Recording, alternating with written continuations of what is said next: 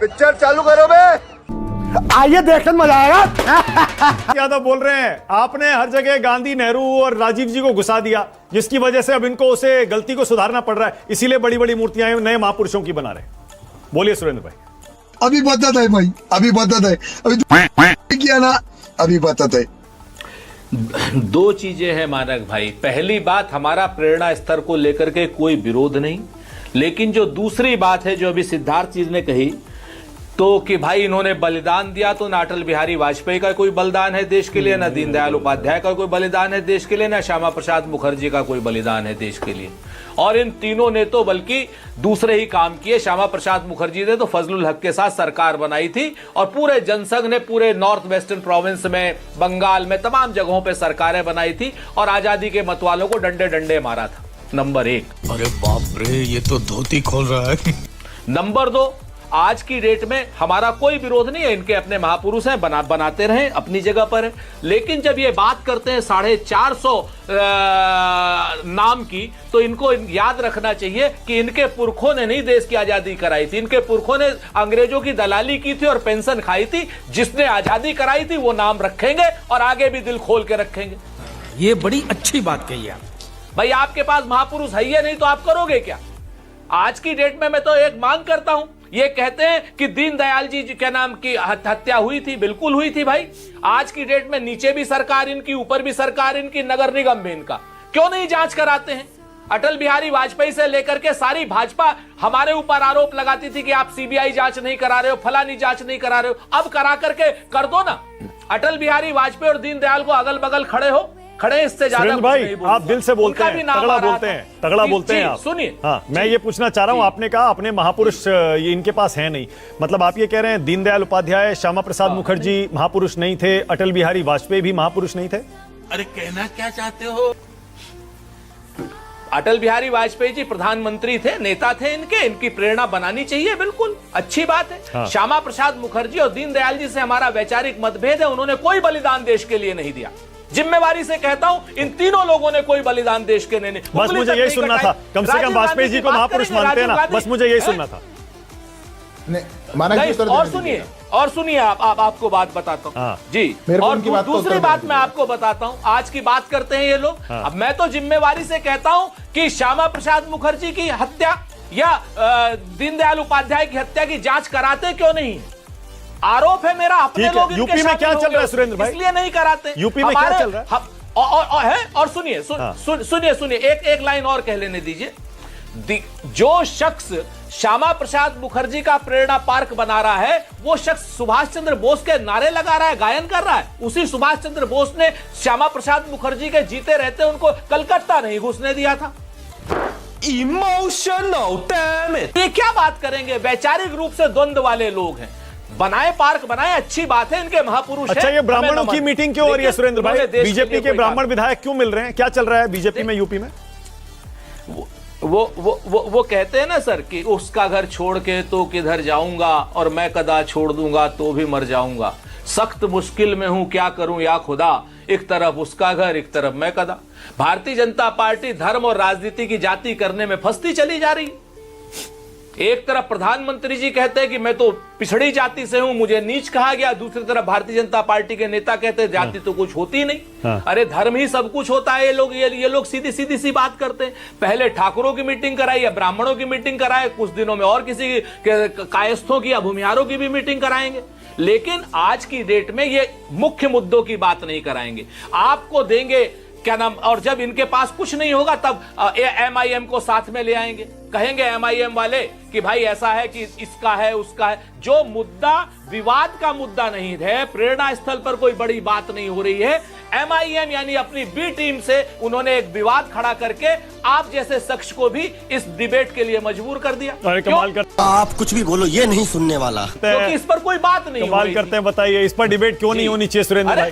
क्यों नहीं इस पर डिबेट होनी चाहिए? सिद्धार्थ यादव कह रहे हैं इस पर डिबेट मत करिए, उनको ब्राह्मण मत बताइए, उसको ब्राह्मणों की मीटिंग से मत जोड़िए। सुरेंद्र राजपूत कह रहे हैं भैया इस पर डिबेट मत करिए। ये दरअसल जाति का मसला जो है ना सुरेंद्र भाई, ये जो जाति का मसला है ना, रुकिए मैं बता रहा हूं आपको, मैं बता रहा हूं, रुकिए ना एक मिनट। जाति का मसला खासतौर से उत्तर प्रदेश में इतना गहरा, इतना तगड़ा, इतना पेचीदा है कि कोई भी पार्टी उसमें हाथ डालने से डरती है। अब ये ब्राह्मणों को ले लीजिए, अगड़ों को ले लीजिए, पहले कांग्रेस को कितना वोट देता था, आपने पिछड़ों की राजनीति शुरू की, 90-10, 90-10, 90% अफसर, उसमें कोई पिछड़ा नहीं है, कोई पिछड़ा नहीं है। आपने यू टर्न मार लिया जाति की राजनीति पर, सारा अगड़ा आपसे दूर चला गया। अब तू गया बेटा, अब तू गया, देख तेरी औकात मैं दिखाता हूं तुझे। अगड़ा हमारे से अब अभी दूर चला गया। 2014, तब तो हम 2014 में तो नहीं थे, क्या नाम भी इस तरीके की बात कर रहे थे। हमने तो अभी बात करनी शुरू की, हमने अपनी गलती मानी। आज की डेट में अरावली पर्वत तमाम अगड़ों की बात छोड़िए, तमाम अडानियों को जब दिया जा रहा है तो वहां नल की बात कर रहे हैं, नील की बात कर रहे हैं, कोल की बात कर रहे हैं, भील की बात कर रहे हैं, पिछड़े की बात कर रहे हैं, दलित की बात कर रहे हैं, आदिवासी की बात कर रहे हैं, और हम तो आगे भी करेंगे। भारतीय जनता पार्टी को अगर आप इस चीज को देखिए कि भारतीय जनता पार्टी अपने आंतरिक द्वंद्व में क्यों फंस रही है, भारतीय जनता पार्टी आज की डेट में अपने आंतरिक द्वंद्व में क्यों फंस रही है। आपको ब्राह्मणों का वोट नहीं चाहिए क्या सुरेंद्र भाई? कांग्रेस को नहीं चाहिए, समाजवादी पार्टी को नहीं चाहिए, इंडिया गठबंधन को नहीं चाहिए?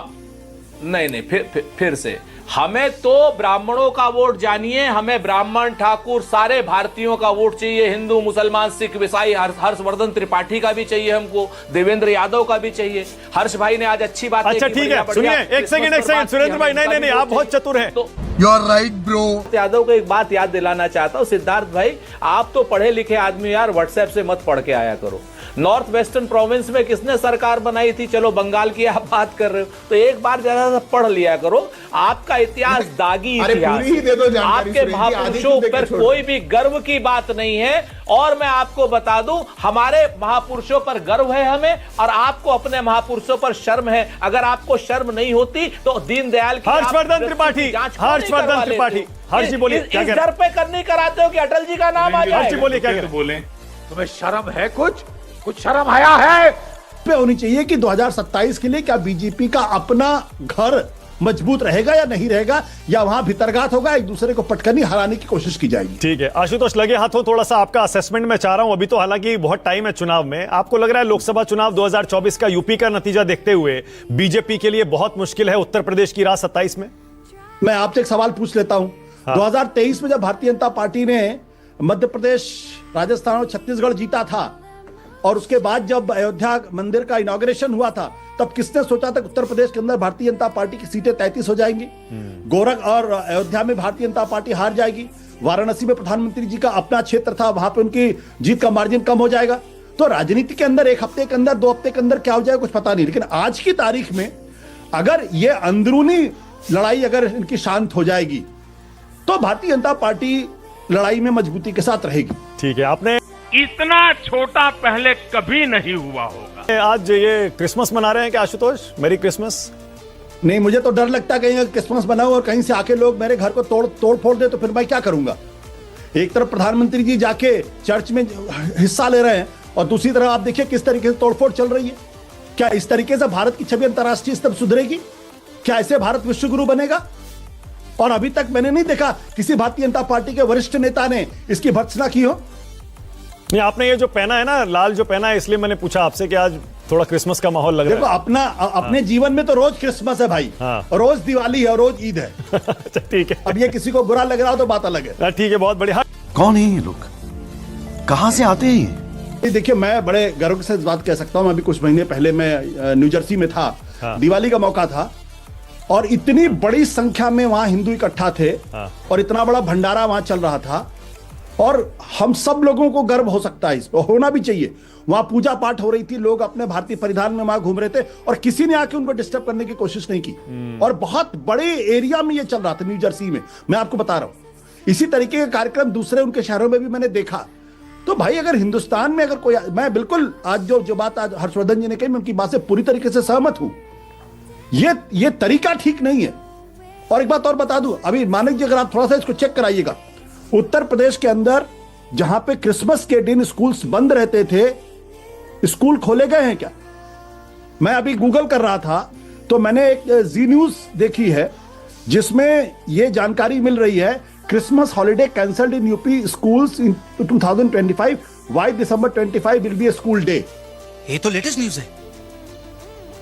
हम लोग बचपन से ईद, बकरीद, क्रिसमस 25 तारीख को छुट्टियां होती थी, हम दिवाली भी मनाते थे। और हम क्रिसमस नहीं मनाते, ईमानदारी की बात है, मैं नहीं मनाता क्रिसमस, क्योंकि मुझे होली दिवाली बहुत अच्छा लगता है। ईद के दिन मैं अपने मित्रों के घर जाता हूं, वहां खाना खाता हूं, लेकिन हमारे कोई क्रिश्चियन दोस्त उस तरीके से आसपास नहीं कि उनके जाग बना। लेकिन मुझे कोई आपत्ति नहीं है, छुट्टियां होती थी, हम लोग एंजॉय करते थे। ये जो अगर ये स्कूल बंद की खोले गए हैं दिसंबर 25 के दिन, तो इस पर भी थोड़ी चर्चा होनी चाहिए, पता करना चाहिए। मैंने तो अभी खाली गूगल किया तो मुझे ये बात हर्षवर्धन जी बोलिए, क्या कह रहे हैं, बोलिए। आप बना सकते हैं जनेश्वर मिश्रा पार्क, राम मनोहर लोहिया पार्क, तो ये बीजेपी क्यों नहीं बना सकती भाई? नहीं, बीजेपी मानक जी बनाए, बिल्कुल बनाए, कौन मना कर सकता है भाई, उनकी सत्ता है, डबल इंजन की सरकार है। और हर्षवर्धन जी ने अभी एक बात ठीक कही, एक हमारे दोस्त हैं, उनका नाम नहीं लूंगा, सरनेम उनका पांडे है, हमारे बहुत अच्छे मित्र हैं और ये मैं सच बता रहा हूं।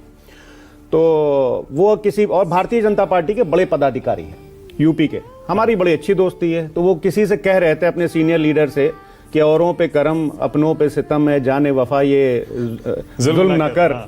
तो हमने पूछा पांडे जी से क्या है, बोले बस आप इशारों को समझिए। खैर देखिए, अभी जो आपने बताया ना कि ये पार्क बना रहे हैं, सारी चीजें बना रहे हैं, देखिए सब पार्क वगैरह क्यों बनाए जाते हैं? हमने जनेश्वर मिश्र पार्क क्यों बनाया, या हमने लोहिया अस्पताल क्यों बनाया? हमने इसलिए बनाया कि जनेश्वर मिश्रा जी के जो काम हैं, एक तो ये कि एक ये जनता के